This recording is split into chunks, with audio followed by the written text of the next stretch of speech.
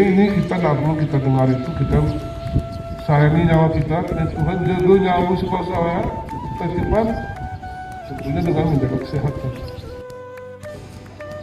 Yang tidak divaksin itu apabila bergejala, lagu cuma ini dok, lepas berkesan, nggak bisa bernapas, susah dibantu.